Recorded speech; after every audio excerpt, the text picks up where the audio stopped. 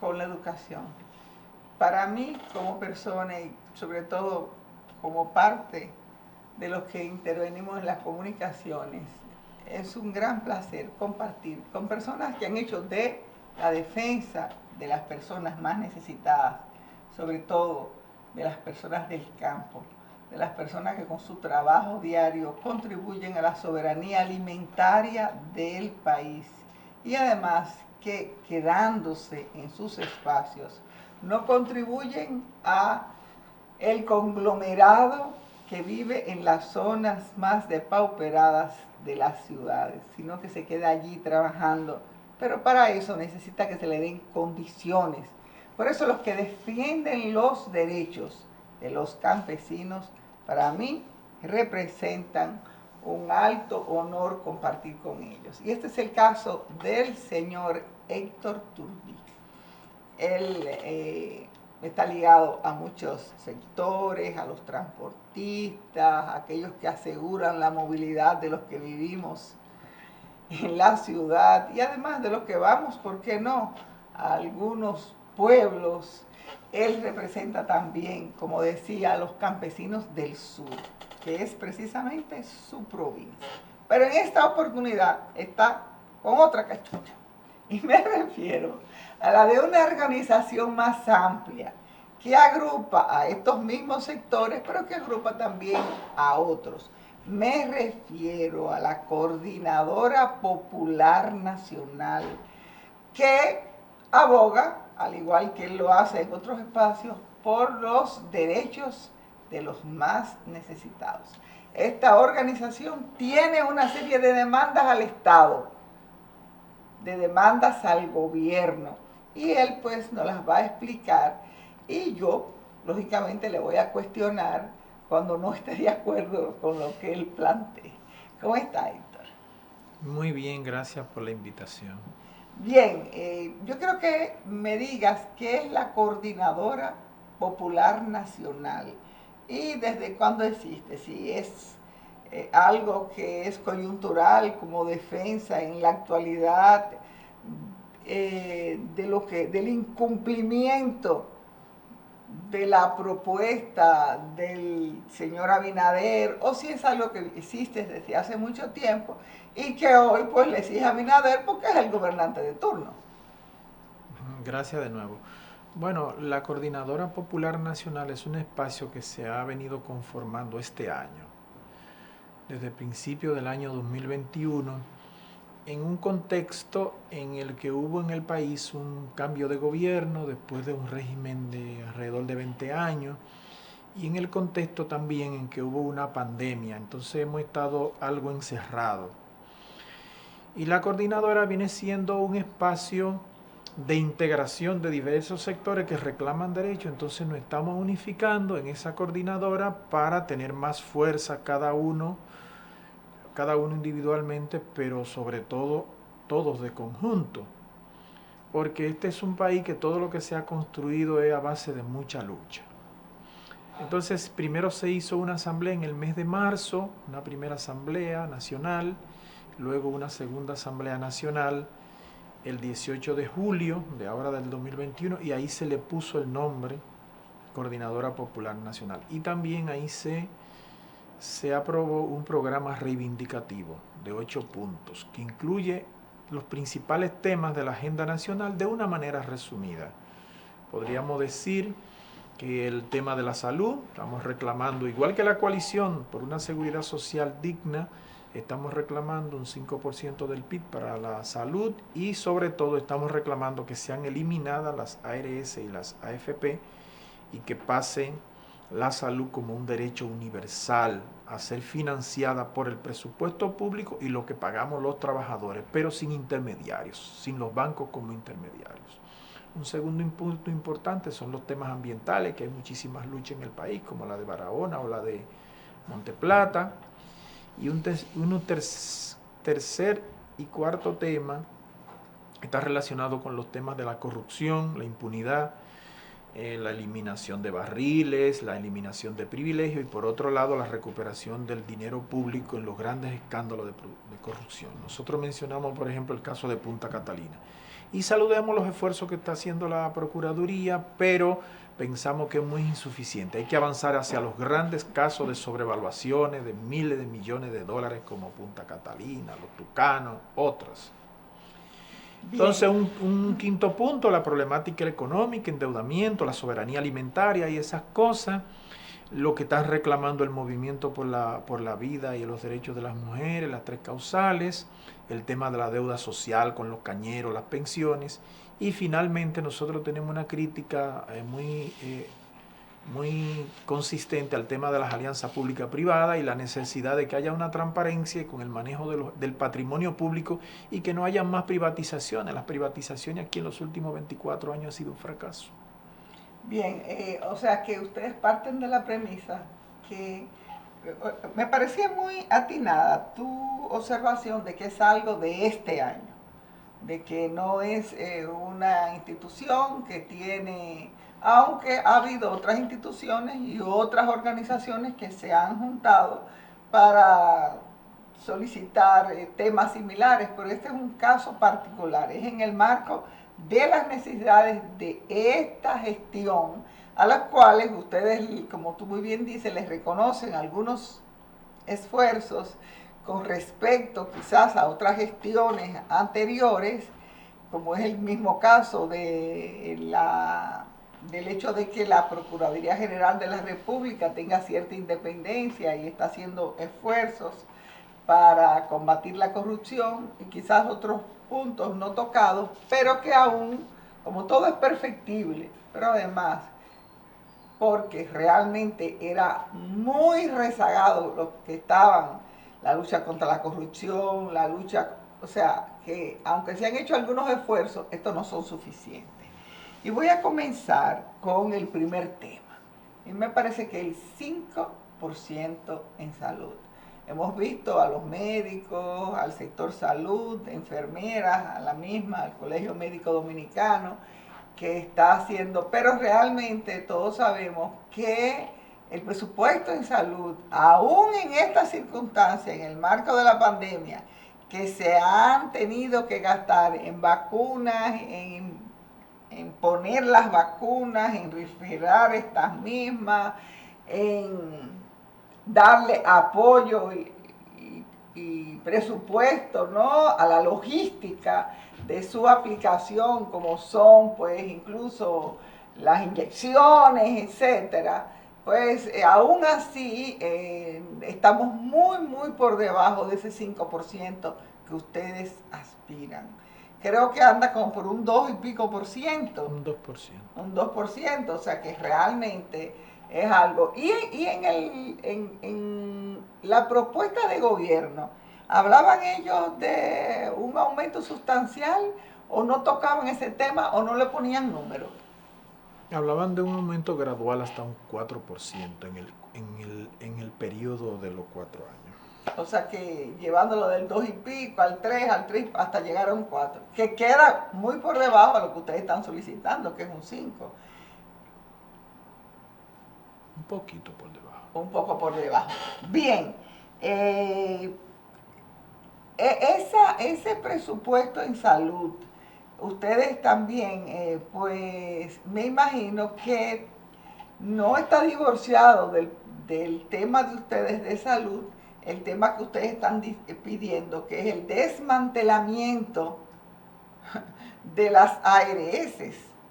Y las AFP. No, y las AFP, lo que pasa es que la AFP es salud, pero no es salud propiamente dicho. Bueno, aunque tiene es que ver más con la seguridad social. Es la seguridad social. Entonces yo te pregunto, ¿piensan ustedes? A mí eso es un tema que me parece muy atinado también, porque todos sabemos los grandes beneficios que tienen las ARS y cómo en este país se ha creado un tinglado de manera tal que el que no tiene un seguro afiliado a una ARS se siente inseguro, ¿no?, cuando realmente es una seguridad parcial lo que éstas van a dar, porque cuando el monto de la enfermedad se dispara o en cualquier circunstancia, pues realmente producen un incumplimiento, sin contar el famoso copago, que muchas veces es mucho más alto que el que cubre la propia seguridad. Entonces, ¿piensan ustedes que en este gobierno exista, pues, la propuesta, la valentía de entrarle a un sector que está ligado a los sectores económicos más importantes del país, sin hablar de las AFP, que es un tema aún de mayor envergadura, pero que lo vamos a desglosar? ARS. ¿Piensa usted que puede en este gobierno y en ese sector congresual que está tan comprometido con intereses que no son los más sanos, y hay que decirlo, interés en enfrentar a este sector económico? Bueno, perdón, déjeme terminar de precisar algo de la pregunta anterior. La coordinadora es relativamente nueva como coordinadora, pero como es una integración de grupos, es como la coordinadora viene siendo en el cortísimo plazo como la heredera de la Marcha Verde. Y también de los movimientos populares y sociales de la Pero década. la Marcha Verde está integrada. También, es parte. También. Es parte. Okay. Como viene siendo la coordinadora, viene siendo como una síntesis de lo que fueron los movimientos populares, los consejos barriales, los colectivos de organizaciones populares de la década de los 80, los 90, y luego en el siglo XXI fueron más movimientos de clase media por los temas ambientales, los temas del 4%, y las luchas contra la corrupción más recientemente, las cadenas humanas. Entonces la coordinadora viene siendo como una continuación de todo eso en el nuevo contexto, porque con la pandemia y con el cambio de gobierno en el 2020 como que nos encerramos un poco. Hemos estado 1 año y algo encerrados. Y después cuando comenzamos a salir, entonces volvimos a reunirnos, pero en un nuevo contexto. Viene el nuevo gobierno, anuncia las alianzas pública-privada, que es privatización. Hay una política muy agresiva en el sector minero, en Monteplata, en Barahona, en la línea noroeste, en el Cibao. Entonces no es solamente el tema de salud, es el tema político global que tiene el país y que tiene que ver con que 5 o 6 apellidos controlan el problema de la salud, pero también el de la educación, también el problema medioambiental. Entonces, por eso nosotros... también. Sí, por eso nosotros no nos podemos limitar a pedir la eliminación de las ARS y las AFP, porque si se afecta el problema ambiental del agua, la gente se afecta con la salud, y se afecta cuando hay contaminación ambiental, y se afecta si no hay un ordenamiento territorial en los barrios, en los campos y demás. Sí, entonces, el problema dominicano es más global. Entonces ahora quisiera tratar su punto sobre el tema de las ARS. No sé si me quería hacer una... Sí, no, me parece muy atinado su respuesta porque aclara que si bien con este nombre, bajo estas siglas, bajo este nombre, Coordinadora Popular Nacional, quizás fuera desconocida inclusive para mí, usted me está hablando de grupos que conozco de toda la vida, ¿no es verdad? Y que toda la vida han estado, algunos más recientes como Marcha Verde, sí, pero otros que tienen pues muchos años y que, bueno, siempre han estado en lo que nosotros entendemos en la defensa de los mejores intereses del país. Yo les decía lo de la salud, porque realmente, precisamente, estamos en un contexto donde el sector salud está muy vigente, reclamando mayores presupuestos, y además se han denunciado incluso temas que tienen que ver con violaciones humanas en el marco de los mismos hospitales, porque lo han ligado al tema migratorio también. O sea que es un tema, con razón ustedes se coordinan, porque es un tema que tiene muchísimas aristas. Claro, sí. Pero En cuanto a las AFP, todos sabemos que las AFP, no quiero dejar de lado el sector ARS, que son las aseguradoras de riesgo de salud, y cómo pues manipulan y se enriquecen, pero también las AFP, que están representadas, todos lo sabemos, por los bancos. Pero eso usted me lo va a aclarar precisamente en el segundo segmento de Página Abierta con la Educación, conversando con el señor Héctor Turbí, representante de la Coordinadora Popular Nacional. Bien, señor Turbí, le decía que realmente entrarles a las AFP, que yo particularmente aquí declaro que me parece muy atinado y que en algún momento que he tenido que hacer mi voz, no verdad, no como presentadora, sino como persona que me han entrevistado, me han preguntado o en cualquier espacio he dicho que realmente es uno de los robos de mayor envergadura que hay en el país, que ha enriquecido con miles de millones de pesos a los bancos, ¿no es verdad? Y que no asegura la seguridad social que enarbola, puesto que si se calcula lo que la persona va a recibir, tendría que vivir no sé cuántos años o sea, las expectativas de vida en el país andan por los 70 y pico, pero tú tienes que vivir más de 100 para realmente poder recuperar parte de lo que tú vas a dar, habidas cuenta que ese dinero, el valor que tiene hoy, y usted que es del sector de economía lo sabe, no es el valor que va a tener dentro de 20 años. Entonces, realmente, si le están diciendo que usted va a recibir cuando necesita más recursos, quizás no lo necesita porque no tenga quizás que pagar colegio, porque tenga ya sus niños, pero en salud precisamente, y volvemos al tema de salud, va a tener que gastar en una serie de rubros de compra de medicamentos, de asistencia al médico, de posibles internamientos, y no va a tener su salud completamente asegurada, con el agravante de que hay muchos áreas que cuando usted se jubila, entonces le quitan el seguro. Entonces, más lo necesita. en el momento que más lo necesita, va a recibir menos dinero para cubrir sus necesidades, pero además no va a tener un servicio de salud. Entonces yo le pregunto, esas AFP realmente el gobierno tiene, o que como ustedes piden de una manera tácita, pues eliminación de las mismas, y yo me imagino que luego reclamar los beneficios groseros que han tenido, como se están reclamando en otras áreas, pero además ustedes están pidiendo, ¿no?, que lo asume el gobierno. ¿Y no tienen ustedes un poco de miedo de que habidas cuenta que a veces los gobiernos que tenemos no son precisamente lo que representan los intereses del país?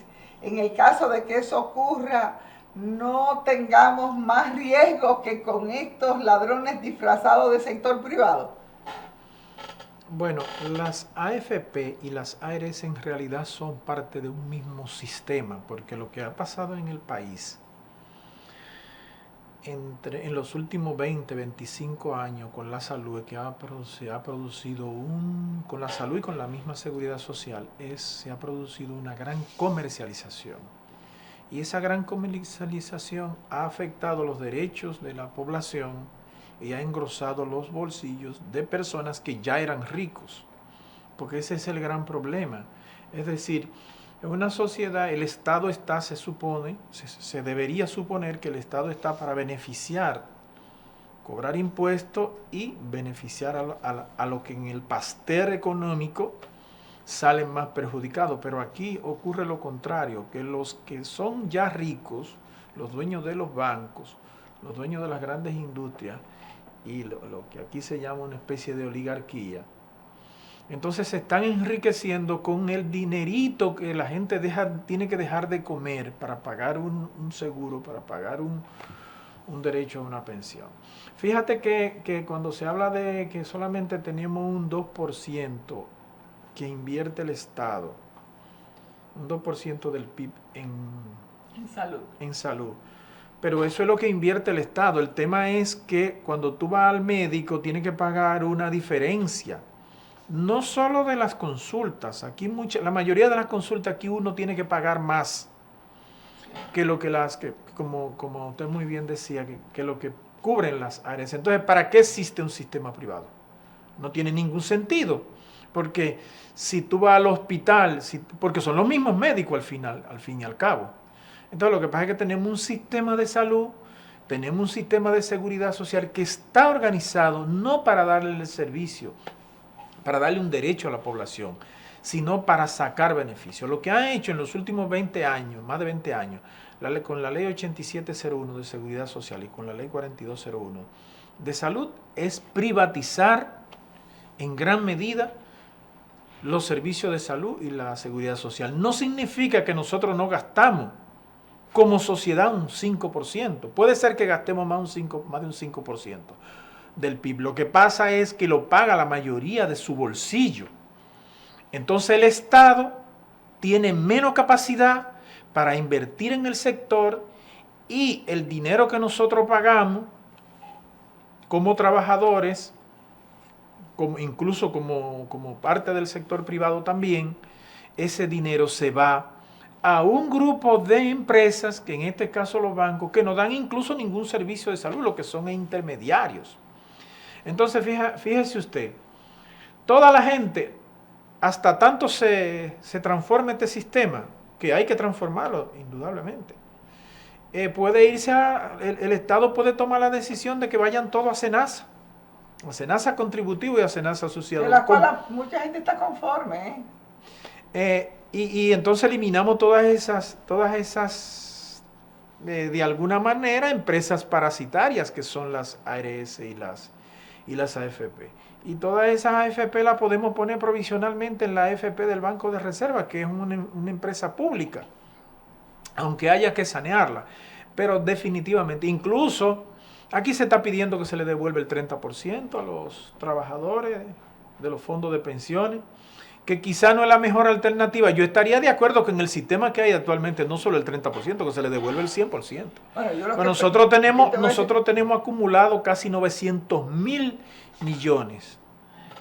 Yo decía que ese 30% del dinero de los trabajadores se le puede muy bien, por lo menos un porcentaje muy importante de solicitar de los beneficios de las AFP. O sea, que esos beneficios de la AFP sean saneados y que gran parte de estos beneficios sean distribuidos a los trabajadores. Ustedes hablan de recuperar el dinero robado o sea, que es lo que está haciendo la Procuraduría, pero ustedes entienden que la Procuraduría está actuando sobre algunos sectores y sobre algunos sectores que actuaron muy recientemente.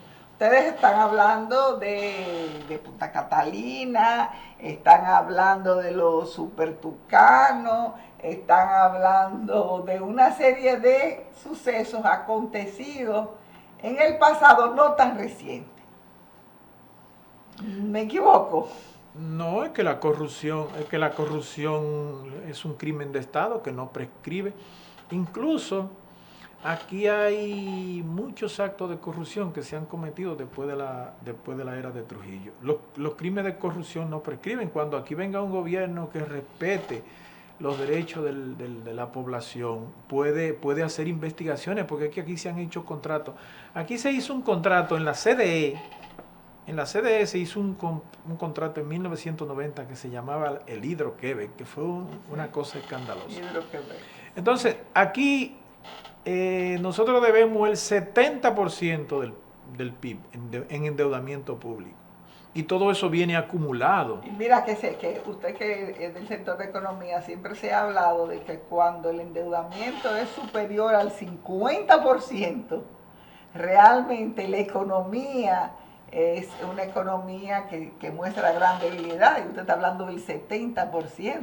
Bueno, eso es lo que dice el Estado, eso es lo que dicen las cifras del Estado ahora, porque con el tema de la pandemia subió mucho. Estábamos en un 60 cuando el 16 de agosto cuando salió el gobierno pasado, estábamos en un 60 y algo, y con el gran endeudamiento. Pero ¿qué es lo que pasa con la deuda? Por eso es que todos estos temas están relacionados. La corrupción está relacionado con el endeudamiento, porque la mayor parte del endeudamiento de nosotros es para grandes megacontratos.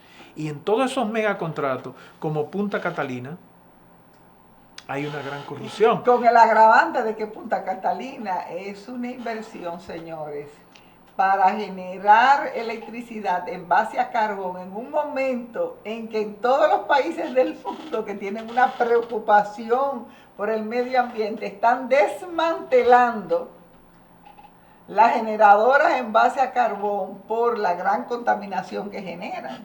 Entonces, en un momento, pero además que se abogó por la misma porque se adujo en ese momento que el precio del carbón era bajito, pero resulta que el precio del carbón está altísimo. Entonces, no es cierto de que la generación en base a carbón en Punta Catalina va a ser mucho menos costosa que otras fuentes que son menos contaminantes. Bueno, justamente se había dicho con Punta Catalina que era el fin de los apagones. Y ni se han terminado los apagones, y al contrario, han aumentado el costo de la tarifa eléctrica, que es una de las críticas que le hemos hecho a este nuevo gobierno, de que este sea un gobierno que llegó montado en el movimiento de nosotros, de la gente, de la población en la calle, con la marcha verde, con el fin de la impunidad, los reclamos sociales. Es un gobierno que llegó montado de los sectores populares, pero inmediatamente se puso del lado de Macarrulla y Lovicini. Las alianzas pública-privada y esas cosas. Entonces, es verdad que se han hecho algunos progresos ahí en la Procuraduría con algunos casos, pero ¿por qué no atacan en la corrupción en Punta Catalina? Porque en Punta Catalina están involucrados los sectores oligárquicos tradicionales, porque Punta Catalina es Odebrecht, Acero Estrella, Tecnimón. ¿Y Tecnimón a qué sector? Y en los terrenos de Lovicini. Eso sí, en el terreno de Lovicini. Ustedes también, además de esa denuncia que es muy importante, ustedes también están abogando, y ese me encanta, debo decírselo, por la eliminación de salarios desmesurados. Y no es que yo no crea que el sector, que para que el Estado tenga técnicos de calidad, tiene que ofrecer pues salarios que vayan a la par con lo que ofrece el sector privado. O sea, estoy consciente de eso. Pero ustedes están abogando por esos salarios realmente que sobrepasan los mismos salarios en países tan importantes y con economías bien saneadas. Pero además, ustedes están hablando por los beneficios marginales, como son las exoneraciones, que tienen algunos sectores, que realmente son irritantes, porque ¿por qué tengo yo que pagar el kilo de electricidad a un monto cuando hay muchísimos sectores que tienen, en combustible para generar esa electricidad ellos mismos, exoneraciones? ¿Por qué tengo yo que pagar el combustible a un precio si esos sectores que son tan ricos, pues no lo pagan? Es uno de los errores más graves que ha cometido el presente gobierno. Mantenerlos o incrementarlos. Precisamente porque este gobierno no había tenido la posibilidad de llegar. El presidente que está en el palacio ahora no habría tenido la posibilidad de estar ahí si aquí no se había desarrollado un gran movimiento de la juventud, de las clases medias y también de los sectores populares por el fin de la impunidad y la corrupción y por la transparencia pública. Entonces, Luis Abinader está ahí por eso. Entonces, lo primero que debió hacer fue quitar todos esos privilegios. No es posible que el gobernador del Banco Central gane $1,500,000 de pesos mensual, 3 o 4 veces lo que gana el presidente. cuando el Banco Central es una institución técnicamente quebrada, porque el Banco Central en el 2003-2004 asumió la deuda de las quiebras bancarias en esos años, y después de eso lo que se ha hecho es emitir bonos. Entonces tú diriges una empresa, Héctor Valdés Albizu dirige una empresa que no deja beneficios para pagar su salario, y él tiene el salario más alto del país.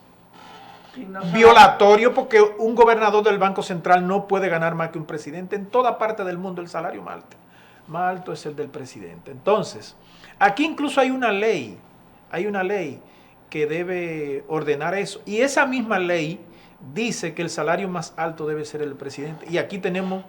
O sea que se violenta la ley, se viola la ley. Claro, se violenta esa ley, no se quiere arreglar eso. Pero eso es lo menos, Pero eso, lo más irritante son los barriles. Lo más, usted me lo va a explicar en el tercer y último segmento Okay. de Página Abierta con la Educación.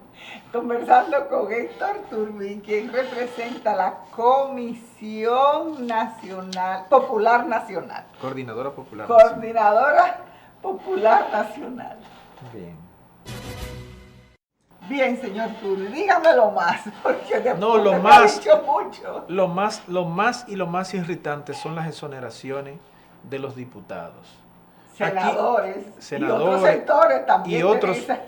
Y otros funcionarios, incluso empresas que reciben muchísimo combustible. No tenemos chance para entrar en todos los detalles, pero aquí ha habido muchísima denuncia pública. Nosotros hemos participado con las organizaciones choferiles en demandas judiciales y todo eso. Aquí hay un paquete de documentación con eso de los combustibles. Aquí el gas licuado de petróleo, que ahora está a 141 pesos, debía venderse a 100 pesos. Eso sea cosa. Pero hay que decir, y eso es muy irritante en un momento que hay tanto desbalance entre el presupuesto de las familias, ha habido tanta inflación en los últimos meses y la gente lo ha entendido un poco porque estamos en pandemia, pero el sector privado y el gobierno se han pasado. Entonces, ¿cómo es posible que Luis Abinader llegue ahí apoyado en todo ese movimiento que queremos transparencia pública y deja todos estos barriles ahí? ¿Por qué tenemos que pagarle barriles a los senadores y a los diputados cuando tienen salarios que le alcanzan para cubrir sus gastos y más? ¿Por qué tenemos que pagarle 2 exoneraciones al año? Cuando un médico... 2 exoneraciones por periodo. Por periodo. Pero es como quieres mucho, sobre todo porque todos sabemos que es una lesión y una herida al erario por la venta que hacen de estas exoneraciones y la compra que hacen los compradores, valga la redundancia, de vehículos de alta gama. Sí, que el país está lleno, de vehículos de ese tipo. Incluso que creo que en términos porcentuales es uno de los países que tiene vehículos de mayor, de más alto costo por número de habitantes. Sí, entonces es una irracionalidad. Pero aquí ocurrió algo que tiene que ver con eso. Los senadores, no sé si los diputados, pero sé que por lo menos los senadores sometieron ahí un proyecto para eliminar todas las exenciones. Porque aquí hay muchas exenciones que se calculan alrededor de más de 200 mil millones de pesos al año. Pero ellos lo que hicieron fue que al incluirse ellos, incluyeron sectores como la prensa, los dueños de medios de comunicación, que todos sabemos que entonces iban a sangrar por la herida y iban a protestar, sin hablar de los sectores que generan electricidad a través de las generadoras y todo esto. Y entonces, pues, siendo unos sectores de gran peso económico y de gran poder mediático, pues entonces los senadores se escondieron, que fue una cobardía. Un chantaje. Un chantaje realmente lo que hicieron, pero que también permitía también visualizar ese otro sector que realmente es gran beneficiario de las exoneraciones, que lesionan el erario público por lo que hemos dado. Ustedes también tienen una preocupación que yo también la comparto. Y es la preocupación por la producción agropecuaria. Realmente un país que no es capaz de producir los alimentos es un país que tiene su soberanía alimentaria comprometida. Y en el marco de una crisis, todos sabemos que qué va a suceder, que los productores pues van a conservar o van a destinar su producción al segmento que más le parezca, sin contar con que van a subir, que es lo mismo que está pasando ahora, señores. ¿Por qué es tan caro ir al supermercado? Bueno, porque nos apoyamos en gran parte de productos importados y esos productos, inclusive para la misma producción nacional, hay una serie de elementos que son importados y estos productos, que si el envío, que si en fin, subieron exponencialmente y por eso no es casual que un galoncito de aceite, que antes tú lo comprabas en 100 y pico, ahora tenga que cantearte, como se dice en el sector popular, con más de 300 para tú poder adquirirlo. Y es sencillamente porque las oleaginosas en Argentina subieron en el marco de la pandemia y el transporte también. Entonces, defender al sector agropecuario nacional no es solamente defender a ese sector de la economía para que produzca y nos asegure a los que vivimos en la ciudad y al país entero alimentos, sino también la garantía de que ellos se puedan quedar produciendo en el campo y no sigan desbalanceando el segmento de la población que es urbano y no rural, y además la misma economía, porque lo que se compra en divisa, como son los productos importados, pues también atenta contra la economía nacional. O sea que tiene muchísimas aristas defender a los campesinos. Sí, antes de hablar un poco de eso, sería bueno concluir lo otro diciendo que el tema de los senadores y los diputados tiene de los senadores con el chantaje para el tema de los privilegios, tiene unas implicaciones mayores, porque el gobierno intentó introducir una reforma fiscal que, como siempre, carga impuestos indirectos. Los impuestos indirectos son regresivos porque afectan a toda la población. Se dice que las reformas fiscales más progresivas son las que afectan a las grandes propiedades, a los grandes ingresos, a los impuestos de las rentas, a las grandes fortunas y demás. Pero ¿qué ocurre? Que al gobierno retirar la reforma fiscal y también retirarse el proyecto de los senadores, lo que ha ocurrido de facto es una reforma fiscal de hecho a través del incremento de la inflación, de los combustibles y demás. Y eso tiene mucho que ver con el tema de la economía y la agropecuaria. Porque lo que está ocurriendo es que seguimos con ese efecto embudo. Es increíble que en medio de una pandemia se ha incrementado la desigualdad. En los Estados Unidos, en Europa y casi en todo el mundo, y aquí también.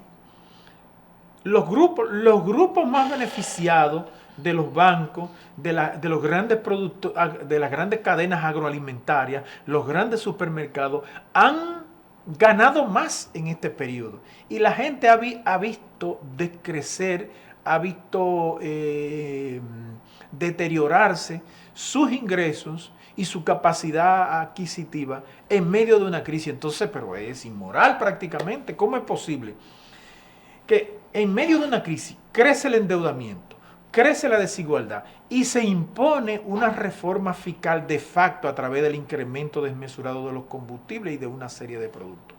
Entonces nosotros estamos exigiendo, ahí habla de la cooperativización del ingenio Barahona, que es un proceso en el que se ha cometido muchas irregularidades y donde muchas tierras en la zona más pobre del país, nosotros a través de las organizaciones campesinas estamos luchando para que gran parte de esas tierras se dediquen a la producción alimentaria. Y no estamos diciendo incluso que no se deje de sembrar caña, sino que haya una mayor racionalidad y que sean cooperativizadas, porque la privatización que se hizo ha sido muy perjudicial.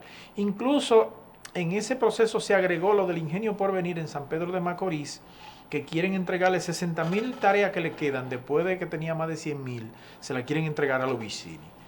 Entonces nosotros en general somos partidarios de que tengamos una producción nacional, un aparato productivo robusto, fuerte, y que nosotros tengamos capacidad, porque técnicamente es posible, tenemos las tierras, tenemos los recursos, tenemos las aguas, de nosotros producir los alimentos que necesita nuestra población. Y por demás generamos más empleo internamente. Claro, las aguas no está desvinculada de uno de los temas que con este creo que voy a tener que terminar, y es el tema de la producción minera. Todos sabemos que parte de la producción minera que se está impulsando, pues tiene el efecto colateral de contaminación de aguas, y por eso se habla de la presa de Cola y en fin, de una serie de temas. ¿Cuáles demandas tienen ustedes para el sector minero? Y con eso concluimos. Bueno, ahí está hablando de que hay que limitar la minería y hacerla que cumpla la ley 6400 de medio ambiente. Pero va más allá de lo del agua. El agua es un derecho humano. No es verdad que los 2 o 3 mil millones de dólares que se generen con la Barrigol en Monteplata o en Cotuí o con la Belfont en Barahona y esa región representan más que la agricultura y el turismo comunitario y la propia agua que afecta. En el caso de una presa de Cola en Monteplata, se va a afectar más del 40% de la población de la República Dominicana que reside en el Gran Santo Domingo y en la provincia de Monteplata. Porque es una presa que va a afectar el río Sama y el río Isabela, pero va a afectar todo eso afluente. Pero además afecta a una provincia. Y presas, que son las que garantizan el agua. Sí, entonces si hacemos el balance claro, no es verdad que lo que genera esa minería, ni siquiera en materia de empleo, es mucho más que lo que se pierde con la agricultura del cacao y con las afectaciones medioambientales en Monteplata y el Gran Santo Domingo. Pero lo mismo ocurre en Barahona y la región Enriquillo. Nosotros trabajamos en un estudio de factibilidad allá en esa región con las organizaciones campesinas, las organizaciones sociales, donde demostramos que donde el ingenio Barahona hoy está generando fijo poco más de 1.000 empleos, nosotros generaríamos más de 12.000 empleos. Con los plátanos, con la producción de peces, con la producción de guandules, protegiendo el medio ambiente. Y ahí el gobierno le ha dado una concesión a una empresa norteamericana que se llama Belfont, en el Bauruco Oriental, que está explotando caliza. Una empresa que en 75 años lo que genera son entre 60 y 70 empleos fijos. Está afectando más de 20 afluentes de agua. Entonces, cuando se vende la minería en este país como que es la gran fuente de generación de riqueza, porque la Barrigol le paga muchísimo impuesto al gobierno. Pero ¿qué perdemos por recibir ese dinerito? ¿Qué tanto perdemos en términos de medio ambiente? En términos de que no podemos producir alimento en esas zonas mineras, en términos de acueductos que se benefician, en términos de los propios empleos, que la agricultura genera más empleo que la minería, y en términos de las afectaciones generales a la población con el medio ambiente, porque cuando tú tienes el ambiente contaminado, cuando tú tienes el agua contaminada, cuando tú recibes 1.000 millones de dólares por un lado, pero tienes que invertir 2.000 en afectaciones ambientales. Cuando se hace un balance real de lo que perdemos y lo que ganamos con la minería, nosotros podemos cerrar todas esas minerías, todas esas mineras y dedicarnos a la agricultura, a la agroindustria, al turismo comunitario, proteger nuestra fuente de agua y ganamos mucho más. Bueno, señor, y con esta frase lapidaria, si cerramos las fuentes mineras, ganaríamos más porque generaríamos empleos en el sector agrícola y garantizaríamos la alimentación y tendríamos, señores, a mayor oferta de productos, menor costo de los mismos. Tendríamos productos más baratos y no estuviéramos quejándonos en el supermercado de que nuestras compras son tan altas. Gracias, profesor Turbí, y a ustedes pues será hasta otra próxima oportunidad en Página Abierta con la Educación.